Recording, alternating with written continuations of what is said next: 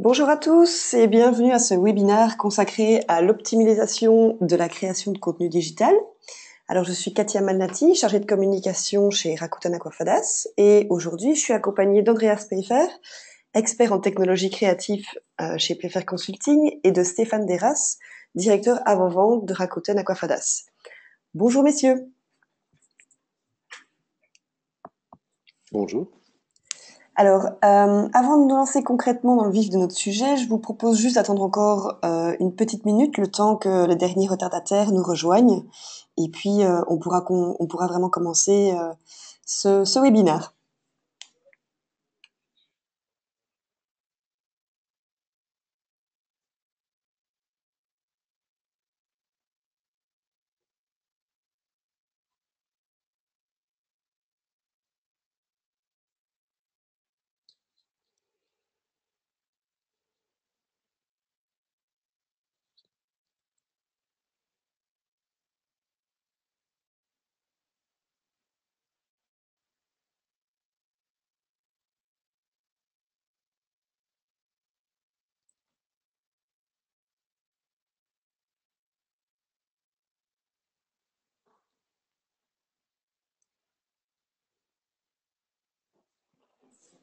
Voilà, donc je vois que quelques personnes ont réussi à nous rejoindre, donc bienvenue à tous. Alors, lors de ce webinaire, Andreas vous présentera les résultats de son analyse sur les tendances en matière de création de contenu dans l'entreprise. Et il aura l'occasion de partager avec vous l'évaluation de l'impact des technologies, notamment celle de Rakuten Aquafadas, sur le retour sur investissement et la compétitivité globale des entreprises dans la création, la gestion et la diffusion de contenus digitaux. Stéphane, quant à lui, vous présentera nos solutions innovantes et pourra également répondre à vos questions plus techniques. Donc, petite information, ce webinaire durera environ 45 minutes au total et vous aurez le loisir de poser toutes vos questions tout au long de la présentation via la petite box questions sur votre écran de GoToWebinar et nous y répondrons à la fin. Vous recevrez également, suite au webinaire, les slides qui vous seront proposés aujourd'hui et la vidéo aussi si vous voulez évidemment réentendre ce webinaire. Donc voilà, je vous laisse maintenant entre les mains de Andreas. Merci. Bonjour, merci de nous avoir rejoints pour ce webinaire. Je me présente rapidement. Donc, je m'appelle Andreas Pfeiffer, je suis à la tête de la société Pfeiffer Consulting qui existe depuis 15 ans et qui fait des recherches et des études à la fois pour le monde de la technologie et pour les groupes de presse. Et avant ces 15 ans, j'ai passé 10 ans dans la presse, donc j'ai été dans les tranchées, comme on dit. Et je connais le monde de la production de contenu très bien. Donc ici, on présente l'étude que nous avons faite pour Aquafadas pour regarder de plus près quelles sont les grandes tendances dans la création des contenus dans l'entreprise et comment on peut faire pour gérer cette charge importante d'une manière plus efficace. Alors, pour les principales tendances, alors, on vous apprend rien en disant que les appareils mobiles ont profondément transformé l'entreprise moderne. C'est amusant, l'iPhone a été lancé il y a exactement 10 ans, et en 10 ans, ça a complètement changé. L'iPhone et puis évidemment tous les autres smartphones qui l'ont suivi ont complètement changé comment nous travaillons, comment nous accédons à l'Internet. C'est vraiment devenu l'ordinateur principal d'une grande partie de la population. Et ça a un impact incroyable sur les entreprises. Et ce qui est intéressant là aussi, c'est de constater que c'est pas forcément le même impact dans l'entreprise que dans le grand public.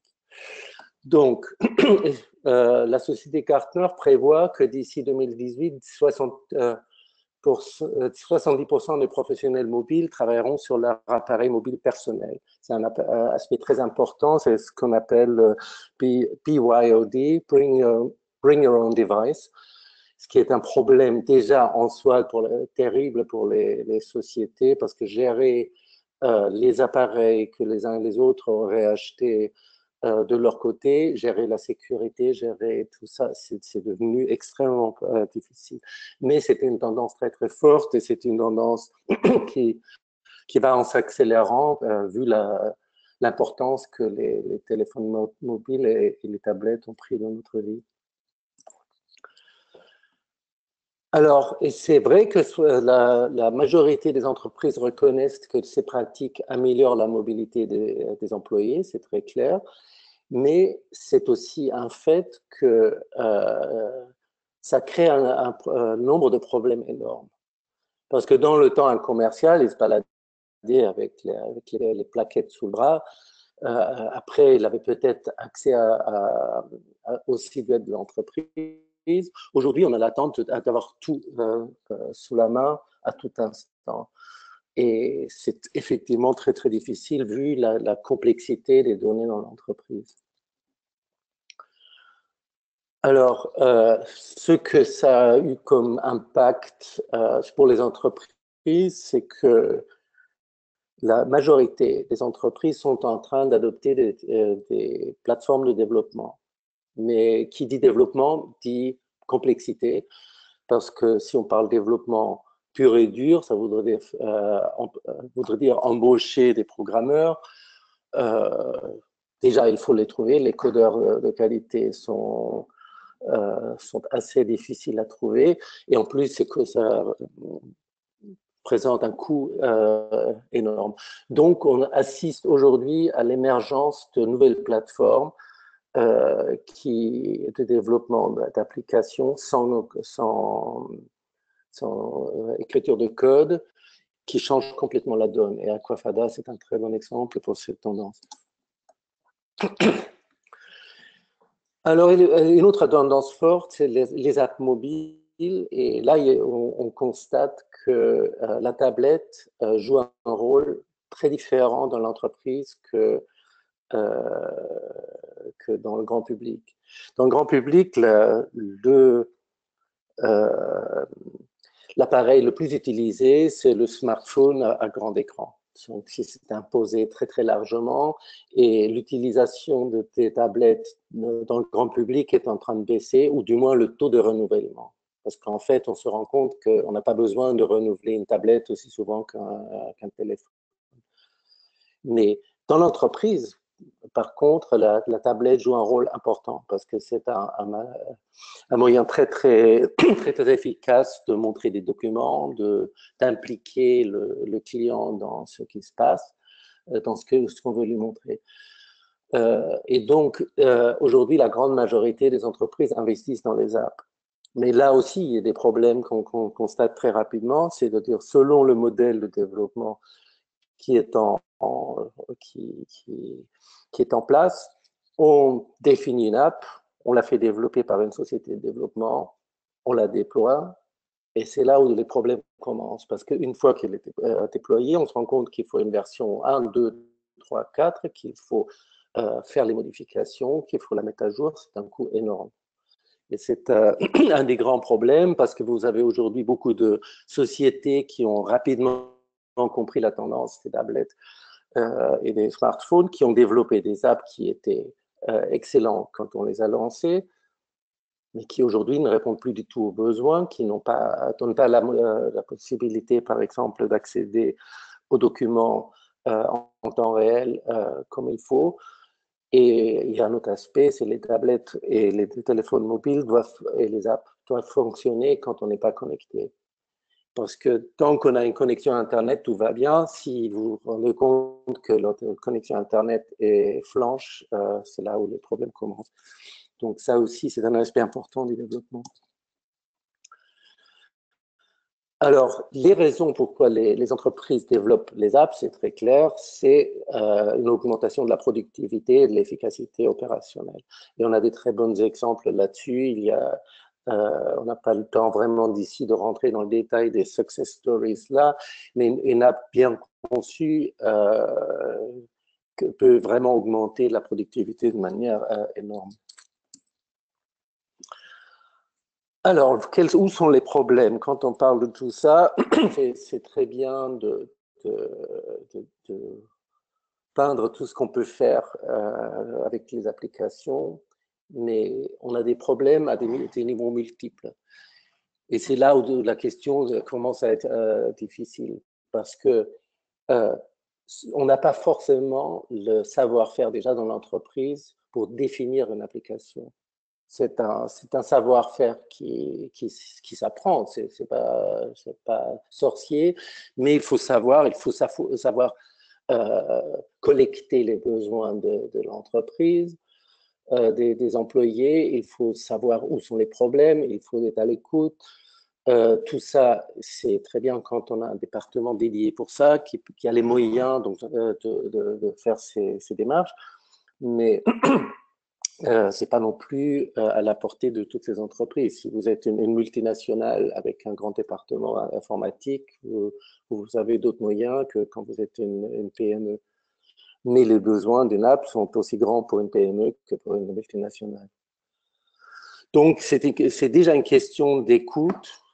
Et après, c'est une question de rapidité de développement. Comment est-ce qu'on peut développer en interne les applications nécessaires? C'est une question très, très importante, d'autant plus que la mise à jour est très importante. Il faut un environnement de création, de développement qui permet une mise à jour rapide. Il ne faut pas que la création d'une app prenne 6 mois. Il ne faut pas non plus que la mise à jour soit très, très compliquée, parce que s'il y a une chose qu'on sait, c'est qu'on aura des mises à jour, qu'il y aura des bugs, qu'il y aura des choses qu'il faut, des contenus qu'il faut mettre à jour, tout ça, et il faut que ça soit planifié. Et l'accès au contenu est évidemment un grand problème.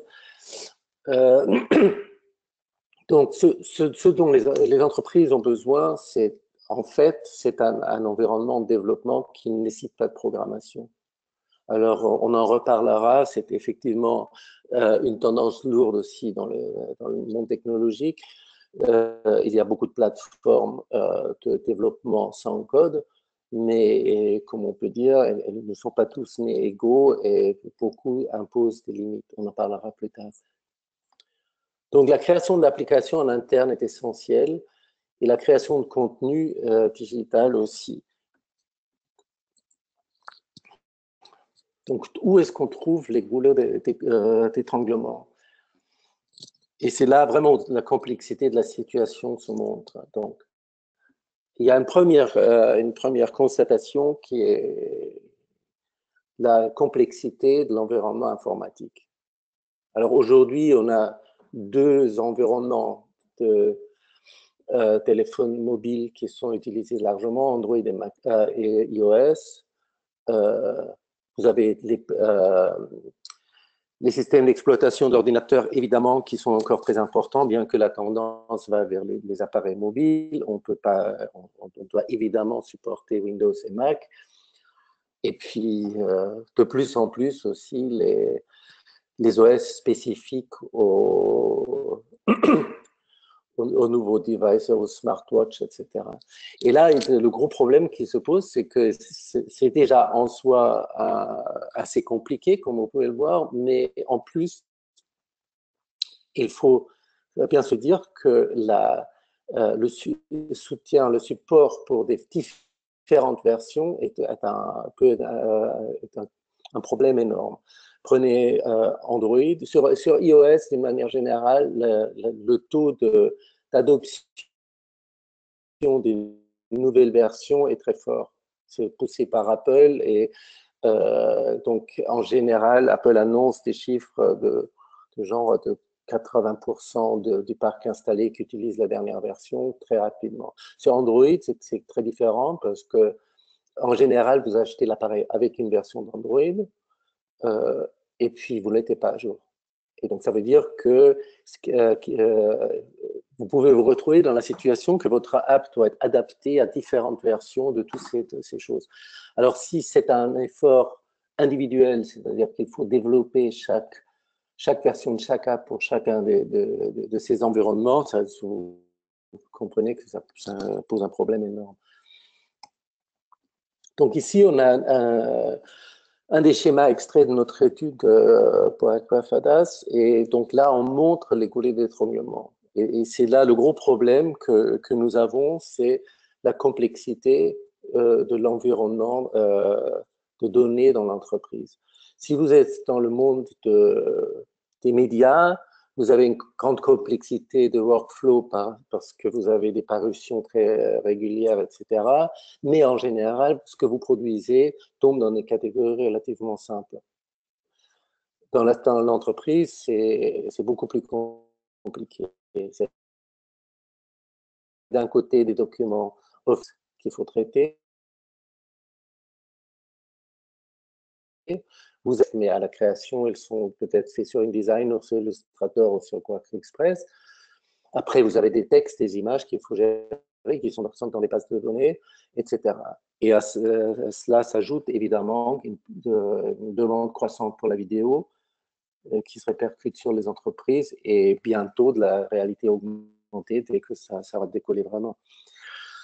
Et donc, le principe de base est très simple. Vous avez tous ces données d'un côté. Après, vous avez des systèmes de traitement automatisés. Il en existe plein. C'est des systèmes très lourds et complexes qui, après, créent de manière automatique des pages web, des documents, des applications, plus ou moins automatiques. Et là, les problèmes commencent parce que plus vous dites automatisation, plus vous dites aussi perte de contrôle, perte d'excellence par rapport aux documents. C'est un aspect très, très important parce que si vous partagez une liste de produits que le commercial doit regarder, c'est une chose. Si en revanche, vous voulez travailler sur un document marketing qui a un style graphique bien établi, des fontes, des couleurs, etc., une charte graphique très sophistiquée, ça peut être très, très compliqué d'adapter ces aspects-là pour qu'ils soient reproduits de manière fidèle sur les différents appareils. Donc, problème. Alors, là, le chiffre que vous voyez là, les 270 $, c'est un chiffre qui est extrait d'un site qui a comparé je crois, une douzaine de sites qui estiment le coût de développement des apps. Alors, vous trouverez la référence de ce site dans le rapport que vous pouvez télécharger sur le site Aquafadas. Il faut évidemment prendre ça avec une pincée de sel. Et 270 000 $, c'est une app qui est faite en environnement code uniquement et qui est une app plus sophistiquée que les apps de contenu dont les entreprises ont besoin. Cela dit, c'est un vrai problème. Et le problème et le coût, même si nous n'atteignions pas les 270 000 qu'on a affichés ici, alors que dans certains cas, c'est encore beaucoup plus. Dans certains cas, on parle de 500 000 ou 1 million de $. Le vrai problème et le coût vient d'un fait très simple, c'est que vous avez une sorte de spirale infernale qui va du designer, donc à gauche que vous voyez sur le graphique, qui définit l'app, qui est donc à collectionner les données. Après, il définit l'app, comment elle doit se présenter. C'est ensuite donné au développement de l'interface utilisateur, qui est, elle, définie pour le codeur ce qui doit être le code qu'il doit écrire. Et puis, ce code doit être testé, il doit être après vérifié, et après, on repart pour un tour. Donc, vous voyez bien que, sachant que ça peut prendre plusieurs jours ou une semaine pour un simple tour, voire plus, vous voyez très bien que sur une app un tout petit peu sophistiquée, vous passez des mois à tourner en rond, d'une certaine manière. Donc, garder l'excellence du design est vraiment un aspect très, très important. Et c'est là où aussi peuvent venir les coûts. Donc, quelle est la solution? Évidemment, c'est la simplification. Alors, il y a la vague des donc, vous faites une recherche Google, vous trouvez énormément de systèmes qui vous permettent, avec drag and drop, de faire des... Le problème, beaucoup de ces environnements n'offrent pas une sophistication de ce nom. C'est très bien quand vous faites défiler quelques images et certains documents, mais c'est très souvent pas tout à fait satisfaisant. Donc le prix de la facilité est une perte de sophistication. C'est d'autant plus important que si, bon, de nouveau, si vous êtes dans la situation où vous avez un commercial qui doit trouver un document, il faut que l'interface soit claire, facile, que les documents soient à jour, etc. Si en revanche, vous voulez impressionner un client potentiel, l'application elle doit vraiment faire papa-maman. Elle doit être aussi bonne que toutes les applications qui ont coûté effectivement des millions de dollars à développer. Parce que l'attente aujourd'hui est là, et l'attente de sophistication, évidemment, vous allez comparer au meilleur, vous n'allez pas être comparé à des apps moins ambitieuses. Donc, c'est très important. Et c'est dans ce contexte-là que le système d'Aquafadas est très intéressant parce qu'il propose, alors je vais quand même, avant de passer la parole à Stéphane, passer au slide suivant, mais il va vous expliquer plus en détail comment ça fonctionne. Mais le grand attrait, pour moi, et qui est vraiment assez unique, c'est que vous pouvez aller des documents directement dans le document InDesign, donc le document qui a servi à créer, par exemple, une plaquette commerciale, sans rien changer, vous pouvez ajouter de l'interactivité et en faire une app qui est très impressionnante, qui a une sophistication remarquable, sans aucun code. Et en même temps, vous pouvez aller jusqu'à la distribution automatisée de contenu structuré. Vous pouvez aussi ajouter de manière automatisée de l'interactivité à des documents PDF, etc. Donc, ça fait une échelle très large de possibilités qui couvre l'ensemble des besoins dans l'entreprise. Mais moi, je ne suis pas un expert technique du système, donc je passerai maintenant la parole à Stéphane qui va vous expliquer comment ça fonctionne précisément. Merci pour votre attention. Merci beaucoup, Andreas, pour ta présentation. Relais dit humblement après toi, et juste pour vous faire un aperçu très rapide, le but n'est pas de vous faire une présentation commerciale, mais répondons chez Aquafadas à ces problématiques de mobilité. Donc, je vais passer sur ma présentation. Excusez-moi, qui a bougé entre-temps, voilà. Donc, j'espère que vous voyez bien mon écran. Ça va être très rapide puisque nous avons d'autres webinaires sur lesquels nous présentons et je vous encourage à poser des questions après ma intervention si vous voulez qu'on creuse plus spécialement certains aspects. Donc, chez Aquafadas, nous avons tout un ensemble de logiciels, une solution complète, à la fois sous forme de logiciels qu'on peut installer sur un poste client ou également totalement en ligne via une solution SaaS qui vous permet donc de créer ces fameux contenus numériques interactifs avec des enrichissements, de gérer bien entendu derrière le stockage, la gestion des droits d'accès et la diffusion surtout de ces contenus vers tous les canaux que l'on voit à l'écran. Nous avons des solutions aujourd'hui qui alimentent l'ensemble des secteurs de l'industrie, comme vous pouvez le voir, puisque notre cœur de métier se situait au départ dans la bande dessinée, puis il est passé à la presse, et désormais, il est très axé aussi sur la partie corporate, donc toutes les entreprises qui sont évidemment de gros éditeurs de tout type de documents. Nous faisons également de l'éducation avec des outils de formation. Et bien entendu, il ne suffit pas de créer, diffuser ces contenus, mais aussi d'analyser leur consommation par les utilisateurs, par vos utilisateurs, par vos consommateurs, pour voir les solutions qui marchent et celles qui ne marchent pas. Voilà. Donc, on n'aura pas le temps de voir l'ensemble de la panoplie des. C'est pour ça que le plus simple, c'est que je vous encourage à aller sur le web, aquafadas.com, sur lequel, qui est disponible donc dans plusieurs langues, et sur lequel vous avez un onglet en haut qui vient d'être revu et corrigé tout récemment, qui explicite assez bien l'ensemble de nos solutions, parce que nous avons beaucoup de variantes pour tout simplement rentrer dans les différents cas clients que sont les vôtres. Donc, tout d'abord, vous pouvez en effet, pour la création de contenu, utiliser tout simplement les PDF que vous avez déjà, les téléverser dans notre solution en ligne, ce qui va les transformer en contenu numérique HTML5 pour pouvoir être lu ensuite sur mobile, tablette et ordinateur. Alors attention, ça ne fait pas une conversion évidemment native de PDF en HTML5 responsif, mais ça va créer une liseuse qui va permettre de le lire avec un certain nombre d'interactivités, comme la lecture guidée. Et surtout, vous pourrez en ligne rajouter des enrichissements par-dessus le PDF. Donc, c'est la solution la plus simple pour démarrer chez nous. Vous n'avez besoin d'installer rien du tout, juste de livrer un PDF.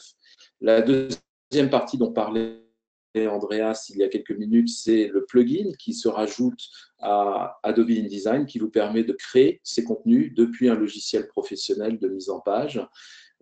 Surtout en partant peut-être d'une maquette papier, en effet, dans l'exemple cité par Andreas, ou en créant une maquette totalement numérique. Nous avons tous les cas de figure chez nos clients. Voilà. Ensuite, vous allez pouvoir aussi, et c'est surtout très important, pas simplement créer des contenus, mais aussi les automatiser en termes de conversion vers les mobiles, puisque c'est là où vous allez gagner du temps, permettre à vos contenus d'arriver plus vite sur le marché et de toucher vos cibles plus rapidement. Donc, vous pouvez de la même manière convertir massivement un ensemble de PDF en les mettant tout simplement sur un serveur en ligne, mais vous pouvez aussi assembler des contenus très structurés de type XML que vous avez également probablement dans l'entreprise avec des templates, donc des modèles de présentation qui sont soit créés sous InDesign, encore une fois, si vous voulez des modèles très riches, mais absolument spécifiques à ce moment-là à des cibles de type smartphone, tablette, puisqu'il faudra faire des templates par rapport à ces environnements. Ou alors, nous proposons depuis peu également des templates maintenant HTML5, donc totalement responsive.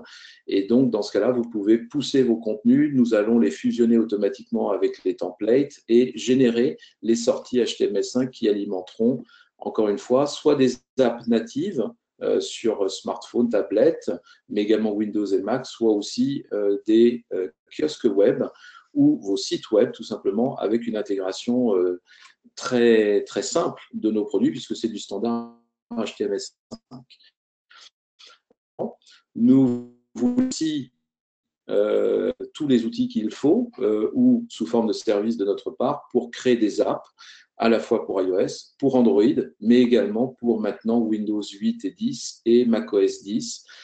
Vous pouvez diffuser même partout, puisqu'en effet, vous pouvez, vous l'avez entendu, diffuser sur des sites web internes, externes, grâce à nos sorties HTML5. Et puis, une fois que, bien sûr, vous avez pu créer le contenu, créer les apps ou les kiosques web ou les sites web qui vont diffuser ces contenus, le plus évidemment de mesurer l'utilisation de ces contenus par vos cibles, par vos lecteurs, par vos utilisateurs, par vos consommateurs. Et donc, nous fournissons des outils d'analytique standards, Google Analytics, Localytics, Piwik, pour pouvoir suivre ces contenus, mais aussi les promouvoir, puisque nous avons un système très novateur de gestion de nos apps appelé NextGen, qui vous permet en ligne, en temps réel, de changer à tout moment la vitrine de votre app, à l'image d'un magasin où vous pourriez changer une vitrine pour des promotions, des soldes, etc. Vous allez pouvoir faire la même chose sur vos apps grâce à notre technologie très innovante, NextGen, qui vous permet de rajouter, remplacer des bannières avec de la vidéo, de l'image, mais aussi des liens web et surtout présenter d'une manière très riche vos documents que vous avez créés avec les solutions du dessus. Et vous allez pouvoir envoyer des notifications push, ce qui est très important sur les mobiles pour, encore une fois, fidéliser votre clientèle, la tenir informée des évolutions de vos contenus. Voilà. Et pour les développeurs, nous fournissons également des kits de développement, ce qui permet d'intégrer nos technologies dans l'ensemble de vos apps, si vous avez déjà des apps existantes. Et nous avons aussi tout un système d'API qui vous permet d'intégrer notre système dans le vôtre, votre système d'information. Et pour terminer, le choix d'utiliser nos solutions soit en ligne, sous forme SaaS, soit sous forme on-premise, donc déploiement internalisé dans ce cas-là chez vous. Voilà, je pense que c'est un bon résumé, parce que sinon on pourrait y passer encore beaucoup de temps, de l'ensemble de nos solutions. Vous le retrouvez sur donc, notre site aquafadas.com dans l'onglet outils. Et maintenant, nous allons vous laisser enfin la place pour vous permettre de poser des questions, si vous en avez, sur l'analyse d'Andreas ou les solutions Aquafadas.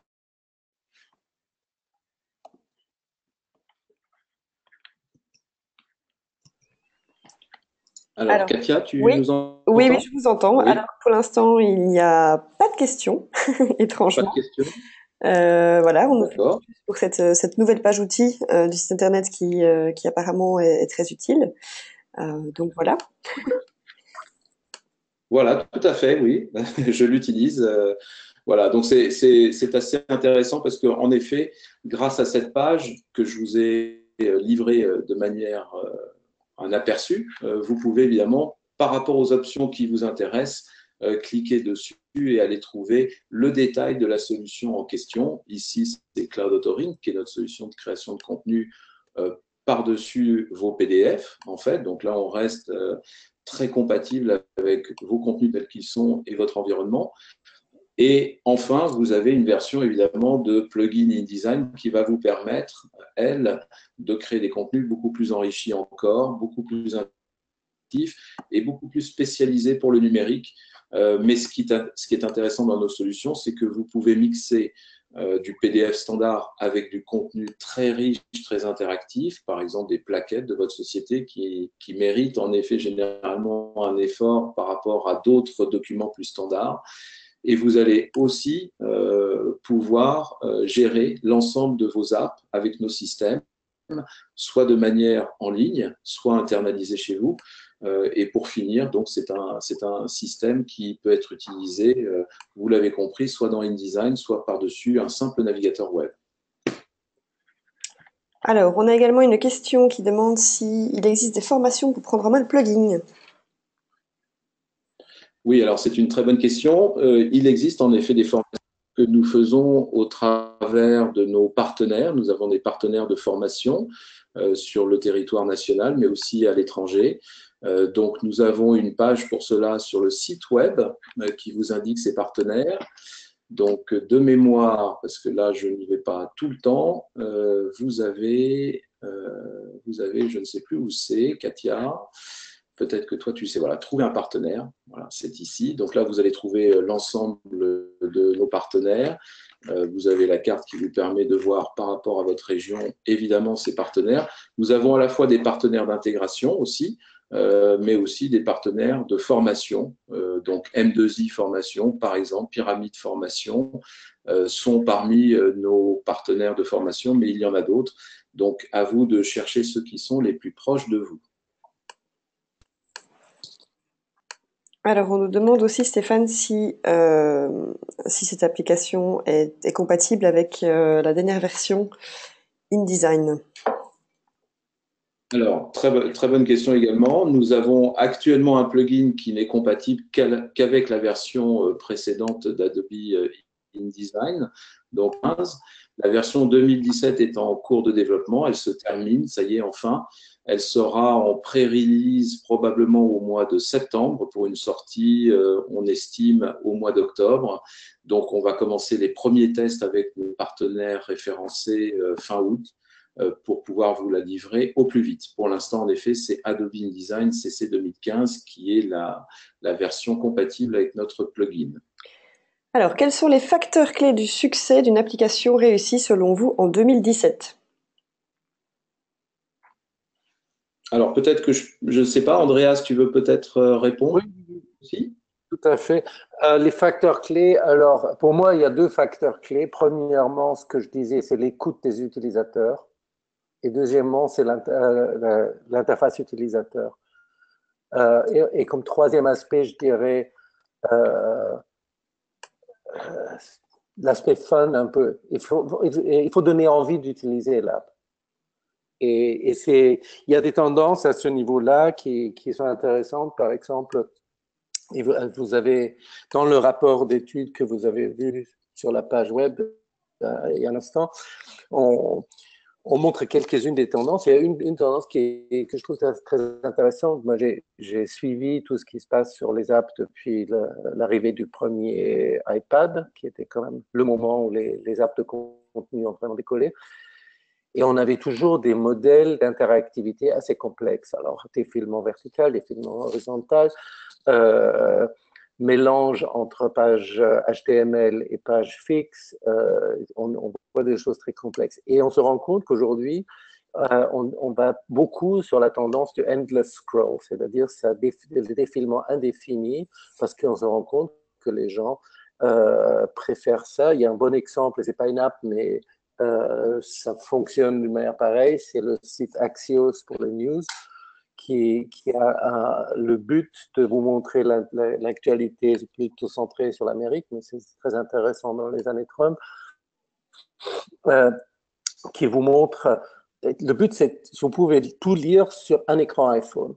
Donc, vous avez l'essentiel de l'histoire et après, vous avez un bouton Read More et après, vous défilez. Et c'est par l'importance des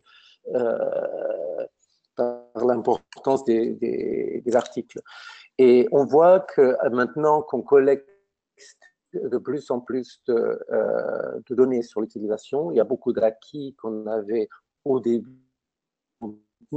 qui sont tombés et on se rend compte que parfois, less is more, moins c'est plus. Donc, il faut faire simple, mais il faut surtout être à l'écoute. Je crois vraiment que l'écoute, c'est ce qui est essentiel. Oui, tout à fait. Merci Andreas. Et en effet, je rajouterais que une des clés de la réussite, c'est avant tout, évidemment, votre projet, votre vision, votre cible et bien entendu vos contenus, puisque vous le savez, pour qu'une application mobile ou n'importe quelle diffusion de contenu en entreprise ou dans le grand public fonctionne, il faut avant tout amener à vos utilisateurs, à vos lecteurs, le contenu qu'ils attendent. Donc, il faut évidemment bien penser son contenu. Aujourd'hui, à la manière un petit peu des apps dont vient de parler Andreas, qui sont évidemment de plus en plus enrichies, très belles, etc., mais se simplifient également en navigation, c'est pareil pour les contenus. Ces contenus qui, en effet, sont plutôt scrollables verticalement à l'image des sites web, même si nous proposons aujourd'hui une navigation en croix qui vous permet donc d'aller à l'horizontale et en verticale au choix. Même si nous proposons tout cela, on remarque que les contenus qui marchent le mieux sont ceux qui ont quelques mots-clés dans la présentation, dans la page, quelques animations bien conçues, et puis une navigation très fluide, très simple. Et voilà, si vous savez faire du beau contenu avec une navigation simple et fluide, et surtout un contenu qui est pertinent pour vos cibles, vous allez gagner votre déploiement, la réussite de votre déploiement mobile en entreprise ou à l'extérieur. Alors, autre question, proposez-vous des outils ou des best practices pour aider au faire savoir? Alors, pour le faire savoir, c'est-à-dire pour le partage de l'information via ces véhicules que sont les apps mobiles, etc. Je suppose en tout cas, Je suppose puisque également. nous n'avons pas plus de détails. Disons que oui, nous avons un certain nombre de clients, hein, vous l'avez remarqué, là aussi vous avez un onglet qui d'ailleurs devrait vous intéresser puisque on a des clients à la fois dans le domaine de la presse, mais aussi dans différentes industries. Donc, vous avez des cas clients que vous pouvez aller voir et visualiser sur notre site web.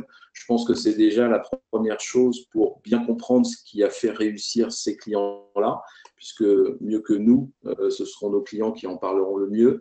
Donc, vous avez pas mal de cas clients intéressants. Et nos outils, en effet, leur ont permis à chaque fois de créer exactement ce que nous venons de dire, hein, des apps sur tous les supports, parce que ce qui est important, c'est de toucher tout le monde avec tout type de support. Donc, on a aujourd'hui la panoplie complète hein, pour toucher tous les systèmes d'exploitation, mobile ou ordinateur de bureau, mais surtout des contenus pertinents pour chacune de ces cibles. Donc, on est dans l'audit, on est dans l'automobile, on est dans l'aérospatial, on est dans les compagnies aériennes, on est dans les telcos, un petit peu tous les secteurs, l'industrie financière aussi, bien sûr. Ce qui compte le plus, encore une fois, c'est de bien penser votre projet. Donc, les cas clients vous aideront pour cela. Nos technologies, bien sûr, derrière, puisque on l'a vu, ce n'est pas seulement créer des contenus et des apps, mais c'est aussi et surtout la pertinence, la réussite de ces apps, de ces contenus. Grâce aux analytiques, vous allez pouvoir voir ceux qui fonctionnent plus que d'autres et pouvoir ainsi peut-être mettre de côté les contenus qui marchent moins bien ou reprendre des contenus qui marchent bien pour les appliquer ou sont fondamentaux pour vous permettre d'améliorer votre expérience de mobilité, plus les cas clients, plus notre expérience à nous. Ça fait plus de 10 ans maintenant que nous sommes dans le domaine. Donc, bien entendu, quand nous rentrons en contact avec vous, on partage cette expérience, mais avant tout par rapport à votre contexte. Alors, j'ai une autre question. Vous parlez de la cible. Quelle est justement la cible de votre solution? Alors, elle offre des perspectives intéressantes pour l'accès au digital pour de petites structures, mais est-ce que c'est envisageable en termes de coûts et de complexité de mise en œuvre pour les TPE? Par exemple, une agence de voyage qui voudrait avoir une version numérique de leur plaquette catalogue.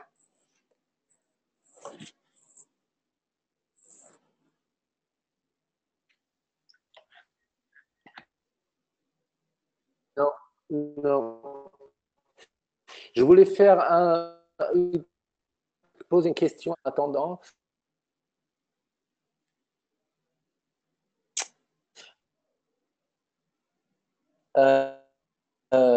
Est-ce qu'il y a des vidéos qui sont utilisées en général pour vidéos sur Aquafadas? Sur YouTube, qui permet de voir comment créer ses contenus, donc de manière des tutoriels en fait tout simplement, mais aussi les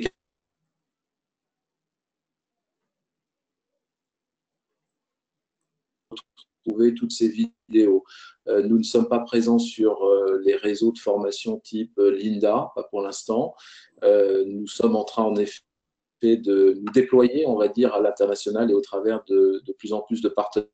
Maintenant partie du groupe Rakuten. Vous l'avez noté, pour ceux d'entre vous qui nous connaissaient par le passé, nous nous appelons désormais Rakuten Aquafadas depuis le 1er juillet, ce qui nous donne également beaucoup plus de moyens pour vous accompagner non seulement en France, mais au niveau international. Alors, est-ce que nous avons définitivement perdu Katia ou pas? Je ne sais pas. Katia, allô, Stéphane? Tu nous entends? Oui, désolé, Oui. j'ai petit souci de connexion de mon côté. Il y avait encore une petite question, donc justement à propos de la cible. Donc, est-ce qu'on pourrait expliquer un peu, voilà, quelle est justement la cible de nos solutions? Oui, alors côté cible, nous avons tout un ensemble de solutions, d'ailleurs que l'on voit plus ou moins ici, mais surtout sur notre site web. Donc, nous avons des solutions d'abord pour la presse. Donc, si vous êtes éditeur en presse, nous pouvons vous proposer des apps de diffusion de vos contenus en version numérique à côté de votre version papier. Nous avons également des solutions pour l'aide à la vente qui ont beaucoup de succès en ce moment dans les entreprises, nos solutions. Nous avons donc ce sont des apps dans ce cas-là qui sont déployées sur généralement les smartphones, les tablettes des commerciaux, des flottes commerciales d'entreprises pour les aider à faire des présentations très riches, mais surtout très pertinentes devant leurs clients, à l'image de PricewaterhouseCoopers qui a fait une très belle app et fait de très beaux contenus grâce à nos technologies pour sa force de vente et ses associés. Nous avons également des apps de communication interne et externe. Donc là, ça vous permet, à l'image de vos sites web, de diffuser en plus vos informations, soit de manière couplée, soit complètement manuelle à côté, dans des apps. Donc, nous avons des interfaçages possibles. Nous avons des solutions d'e-learning pour la formation en entreprise, mais aussi dans le domaine public. Et je l'ai dit, donc de la presse avec du magazine, du quotidien, du livre numérique aussi. Nous faisons encore toujours du format EPUB, en plus du format AVE qui est le nôtre et du format HTML5. Et pour terminer, des apps dans le domaine de la finance, avec des apps par exemple pour les relations avec les investisseurs, mais aussi des apps pour par exemple la production et la diffusion de rapports financiers, de brochures financières, de tout type de documents financiers, automatisés ou pas. Donc nous avons des solutions pour à peu près tous les secteurs verticaux et nos solutions sont suffisamment versatiles, elles l'ont prouvé, pour s'adapter à vos contextes. Et voilà, de mon côté, c'était la dernière question qu'il y avait dans dans la petite box. Donc, je pense que si personne d'autre n'a de questions, on peut mettre fin ici à ce webinaire. Donc, en vous rappelant que si vous voulez lire le rapport, donc cette étude, elle est téléchargeable sur notre site internet aquafadas.com, comme vous le montre Stéphane pour l'instant sur l'écran. Et vous recevrez également toutes les slides et la vidéo de ce webinaire par email dans les jours qui vont suivre. Andreas et Stéphane, je vous remercie. Merci, Merci Katia. à vous. Andreas. Et à bientôt. Et à bientôt. À bientôt. Au revoir. À bientôt. Au revoir.